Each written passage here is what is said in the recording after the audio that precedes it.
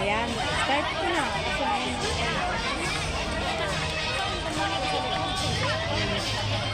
Oh, kasi number nila 20, 21, 16.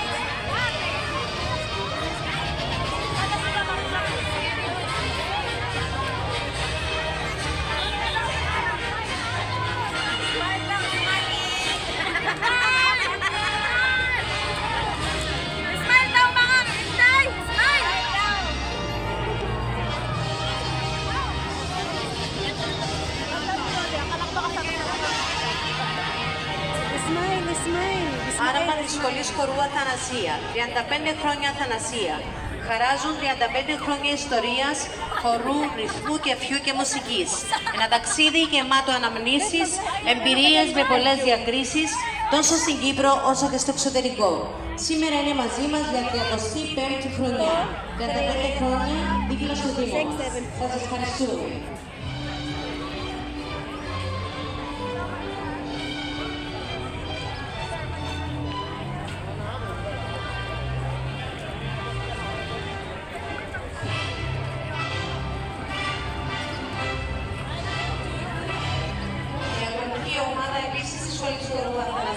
Οι μικροί γευσιγνώστες.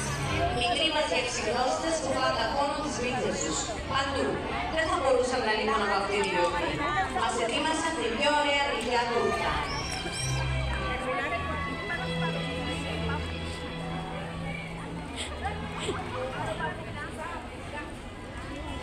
Γύλας Πιλίππε. 35 χρόνια λοιπόν, Σχολή Χορού Αθανασία.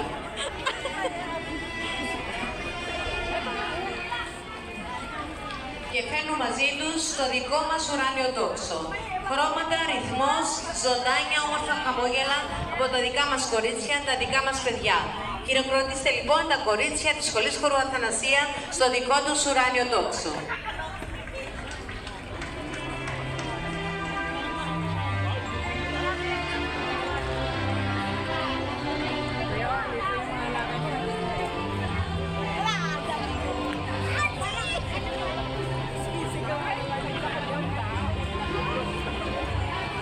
Pwede ba mag-video doon, Tol? Maglakad? Kunan mo sila doon ng video.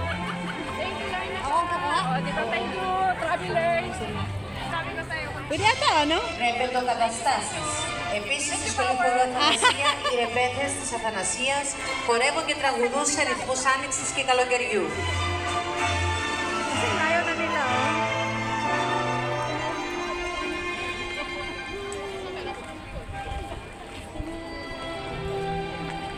Ayan, i-video ko lang sila, no? Sayaw na kayo, Sayaw na sila. Sumabay kayo.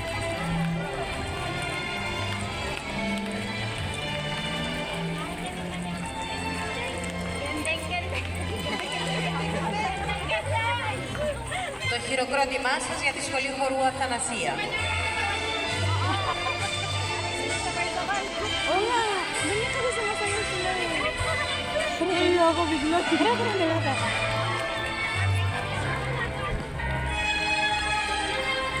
Gawa ko sila ng video. Αντίμαση ήρωες των λουλουδιών. Από το νηπιαγωγείο και πριν από λίστες 1 και 2. Όπως κάθε λουλούδι δεν ξεχωριστώ, όπως κάθε λουλούδι χρειάζεται την δική του ξεχωριστή φροντίδα, έτσι είναι τα παιδιά. Όλα τα παιδιά μπορούν να μεγαλώσουν, να αρχίσουν να τους προσφέρουν την αγάπη μας.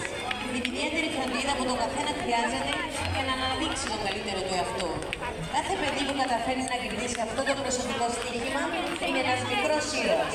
Το μόνο που χρειάζεται είναι τη δική μας φροντίδα, έτσι όπως και τα λουλούδια. Σήμερα συμμετέχω στη μεγάλη αυτή γιορτή με τους ήρωες των λουλουδιών.